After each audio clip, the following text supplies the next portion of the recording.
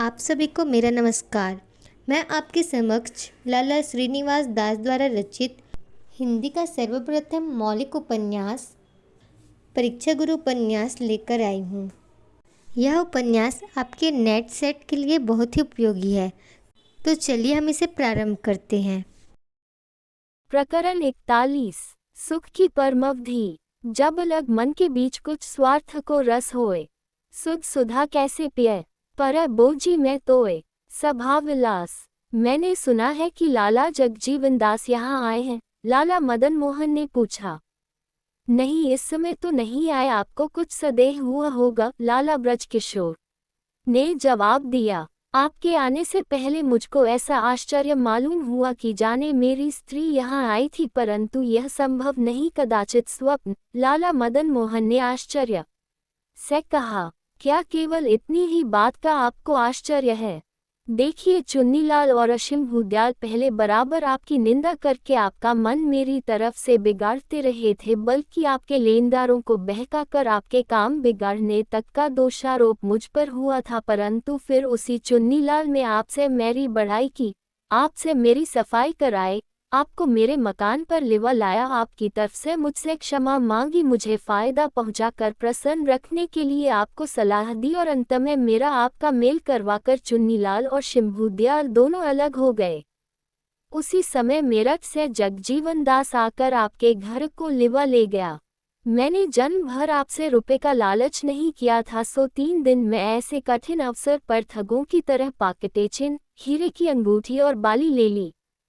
एक छोटे से लेनदार की दिक्री में आपको इतनी देर यहाँ रहना पड़ा, क्या इन बातों से आपको कुछ आश्चर्य नहीं होता? इनमें कोई बात भेद की नहीं मालूम होती? लाला ब्रजकिशोर ने पूछा। आपके कहने से इस मामले में इस समय निस्संदेह बहुत सी बातें आश्चर्य की मालूम होती हैं और किसी बात का कुछ मतलब भी समझ में आता है, परंतु सब बातों के जोड़ तोड़ पूरे नहीं मिलते और मन भरने के लायक कोई कारण समझ में नहीं आता। यदि आप कृपा करके इन बातों का भेद समझा देंगे तो मैं आपका बड़ा उपकार मानूंगा, लाला मदन मोहन ने कहा। उपकार मानने के लायक मुझसे आपकी कौन सी सेवा बन पड़ी है? लाला ब्रजकिशोर ने जवाब दिया और अपनी बगल से बहुत से कागज और एक पोटली निकालकर लाला मदन मोहन के आगे रख दी। इस कागजों में मदन मोहन के लेनदारों की तरफ से अंदाजन 50,000 रुपए के राजीनामे फारख्ती और रसीद वगैरह थी और मिस्टर ब्राइट का फैसला नामा था जिसमें 35,000 पर उससे फैसला हुआ था और मिस्टर रसल की रकम उसके देने में लगा दी थी और मिस्टर ब्राइट की बेची हुई चीजों में से जो चीज फरेनी चाहे बराबर दामों में फेर देने की शर्त तैर गई थी। उस पोटली में 15-20 हजार का गहना था। लाला मदन मोहन ये देखकर आश्चर्य से थोड़ी देर कुछ न बोल सके, फिर बड़ी कठिनाई से केवल इतना कहा कि मुझको अब तक जितनी आश्चर्य की बातें मालूम हुई थी उन सब में ये बढ़कर है। जितना असर आपके चित्तर पर होना चाहिए था परमेश्वर की कृपा से हो चुका, इसलिए अब छिपाने की कुछ जरूरत नहीं मालूम होती। लाला ब्रजकिशोर कहने लगे, आप किसी तरह का आश्चर्य न करें, इन सब बातों का भेद यह है कि मैं थेसिस आपके पिता के उपकार में बंधरहा हूँ। जब मैंने आपकी राह बिगड़ती देखी तो यथाशक्ति आपको सुधारने का उपाय किया, परंतु वह सब वृथा गया। जब हरकिशोर के झगड़े का हाल आपके मुख से सुना तो मुझको प्रतीत हुआ कि अब रुपए की तरी नहीं रही, लोगों का विश्वास उठता जाता है और गहने गांठे के भी ठिकाने लगने की तैयारी है। आपकी स्त्री बुद्धिमान होने पर भी गहने के लिए आपका मन न बिगड़ेगी। लाचार होकर उसे मेरठ ले जाने के लिए जगजीवन दास को तार दिया और जब आप मेरे कहने से किसी तरह न समझे तो मैंने पहले विभीषण और विदुर जी के आचरण पर दृष्टि करके अलग हो बैठने की इच्छा की, परंतु उससे चित्त को संतोष न हुआ। तब मैं इस बात के सोच विचार में बड़ी देर डूबा रहा, तथापि स्वाभाविक झटका लगे बिना आपके सुधरने की कोई रीत न दिखाई दी और सुधरे पीछे उस अनुभव से लाभ उठाने का कोई सुगम मार्ग न मिला। अंत में सुग्रीव को धमकी देकर रघुनाथ जी जिस तरह राह पर ले आए थे, इसी तरह मुझको आपके सुधारने की रुचि हुई और मैं आपके वास्ते आप ही से कुछ रुपया लेकर बचा रखने का विचार किया, पर यह काम चुन्नीलाल के मिलाए बिना नहीं हो सकता था, इसलिए तत्काल उसके भाई हीरालाल को अपने यहाँ नौकर रख लिया। परंतु इस अवसर पर हरकिशोर की बदौलत अचानक ये विपत्ति सिर पर आ पड़ी। चुन्नीलाल आदि का हौसला कितना था। तत्काल घबरा उठे और उससे मेल करने के लिए फिर मुझको कुछ परिश्रम न करना पड़ा। वो सब रुपए के गुलाम थे। जब यहाँ कुछ फायदे की सूरत न रही, उधर लोगों ने आप पर अपने लेने की नालशें कर दी और आपकी तरफ से जवाबदेही करने मैं उनको अपनी खाए की प्रकट होने का भय हुआ। तत्काल आपको छोड़ किनारे हो बैठे। मैंने आपसे कुछ जो इनाम पाया था उसकी कीमत से ये सब फैसले घटा कर किए गए हैं। अब दिशावर वालों का कुछ जुजबी सा देना बाकी होगा, सो 2-4 हजार में निबट जाएगा। परंतु मेरे मन की उमंग इस समय कुछ नहीं निकली। इससे मैं अत्यंत लज्जित हूँ, लाला ब्रजकिशोर ने कहा। आपने मेरे फायदे के लिए बेचारे लेनदारों की वृथा क्यों दबाया? लाला मदन मोहन बोले। न मैंने किसी को दबाया, न धोखा दिया, न अपने बस पड़ते कसर दी। उन लोगों ने बढ़ाकर आपके नाम जो रकमें लिख ली थी वही यथाशक्ति कम की गई है, और वह भी उनकी प्रसन्नता से कम की गई है। लाला ब्रजकिशोर ने अपना बचाव किया। इन सब बातों से मैं आश्चर्य के समुद्र में डूब जाता हूँ। भला ये पोटली कैसी है? लाला मदन मोहन ने पूछा।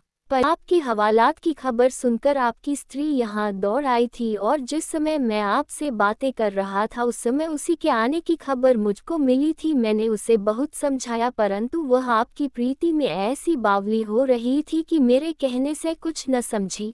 उसने आपको हवालात से छुड़ाने के लिए ये सब गहना जबरदस्ती मुझे दे दिया।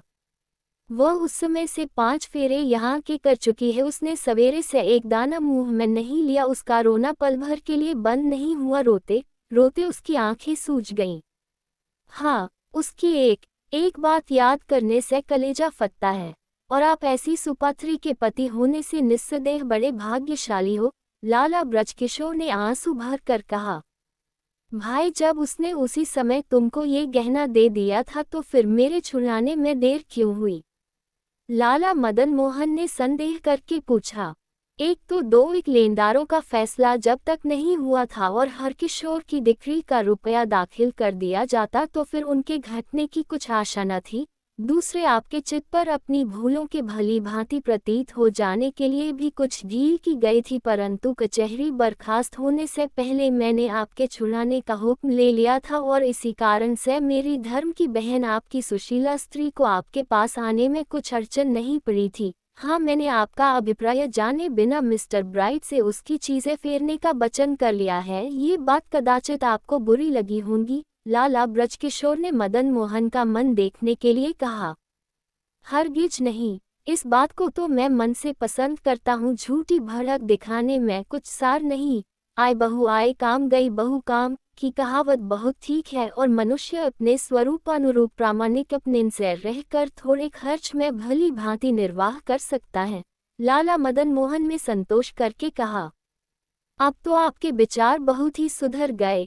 एबडोलोमियस को गरीबी से एकाएक साइडोनिया के सिंहासन पर बैठाया गया। तब उसने सिकंदर से यही कहा था कि मेरे पास कुछ न था जब मुझको विशेष आवश्यकता भी न थी। अब मेरा वैभव बढ़ेगा, वैसी ही मेरी आवश्यकता भी बढ़ जाएगी। सच्चे मन के मनुष्यों को अपने स्वरूपानुरूप बर्ताव रखने में जाहिरदारी की झूठी झिझक रहती है। इसी से वह लोग जगह ठोकर खाते हैं, परंतु प्रामाणिकपने से उचित उद्योग करके मनुष्य हर हालत में सुखी रह सकता है। लाला ब्रजकिशोर ने कहा। क्या अब चुन्नीलाल और शंभू दयाल आदि को उनकी बदजलनी का कुछ मजा दिखाया जाएगा? लाला मदन मोहन ने कहा। किसी मनुष्य की रीति भांति सुधरे बिना उससे आगे को काम नहीं लिया जा सकता, परंतु जिन लोगों का सुधरना अपने बूते से बाहर हो उनसे काम काज का संबंध न रखना ही अच्छा है। और जब किसी मनुष्य से ऐसा संबंध न रखा जाए तो उसके सुधारने का बोझ सर्वशक्तिमान परमेश्वर अथवा राज्याधिकारियों पर समझकर उससे द्वेष और बैर रखने के बदले उसकी हीन दशा पर करुण और दया रखनी सज्जनों को विशेष शोभित करती है। लाला ब्रजकिशोर ने जवाब दिया। मेरी मूर्खता से मुझ पर जो दुख पड़ना चाहिए था पड़ चुका। अब अपना झूठा बचाव करने से कुछ फायदा नहीं मालूम होता। मैं चाहता हूँ कि सब लोगों के हित निमित्त इन दिनों का सनब वृतांत छपवा कर प्रसिद्ध कर दिया जाए। लाला मदन मोहन ने कहा। इसकी क्या जरूरत है? संसार में सीखने वालों के लिए बहुत से सत्शास्त्र भरे पड़े हैं। लाला ब्रजकिशोर ने अपना संबंध विचार कर कहा। नहीं, सच्चों बातों में ले जाने का क्या काम है। मेरी भूल प्रकट हो तो मैं मन से चाहता हूँ कि मेरा परिणाम देखकर और लोगों की आंखें खुले इस अवसर पर जिन जिन लोगों से मेरी जो बातचीत हुई है वह भी मैं उसमें लिखने के लिए बता दूंगा, लाला मदन मोहन ने उमंग से कहा। धन्य लाला साहब, धन्य। अब तो आपके सुधरे हुए विचार हद के दर्जे पर पहुंच गए, लाला ब्रजकिशोर ने गदगद बानी से कहा। औरों के दोष देखने वाले बहुत मिलते हैं, परंतु जो अपने दोषों को यथार्थ जानता हो और जानबूझकर उनका झूठा पक्ष न करता हो बल्कि यथाशक्ति उनके छोड़ने का उपाय करता हो वही सच्चा सज्जन है। सिलसिले बंद सीधा मामूली काम तो एक बालक भी कर सकता है, परंतु ऐसे कठिन समय में मनुष्य की सच्ची योग्यता मालूम होती है। आपने मुझको इस अथाह समुद्र में डूबने से बचाया है, इसका बदला तो आपको ईश्वर के हाथ से मिलेगा। मैं सौ जन्म तक लगातार आपकी सेवा करूं तो भी आपका कुछ प्रत्युपकार नहीं कर सकता, परंतु जिस तरह महाराज रामचंद्र में भिलनी के बेर खाकर उसे कृतार्थ किया था, इसी तरह आप भी अपनी रुचि के विपरीत मेरा मन रखने के लिए मेरी यही प्रेम भेंट अंगीकार करें। लाला मदन मोहन ब्रजकिशोर को 8-10 हजार का गहना देने लगे। क्या आप अपने मन में ये समझते हैं कि मैंने किसी तरह के लालच से ये काम किया? लाला ब्रजकिशोर रुखाई से बोले, आगे को आप ऐसी चर्चा करके मेरा जी वृथा न दुखावे। क्या मैं गरीब हूँ इसी से आप ऐसा वचन कहकर मुझको लज्जित करते हैं? मेरे चित्त का संतोष ही इसका उचित बदला है। जो सुख किसी तरह के स्वार्थ बिना उचित रीति से परोपकार करने में मिलता है वह और किसी तरह नहीं मिल सकता।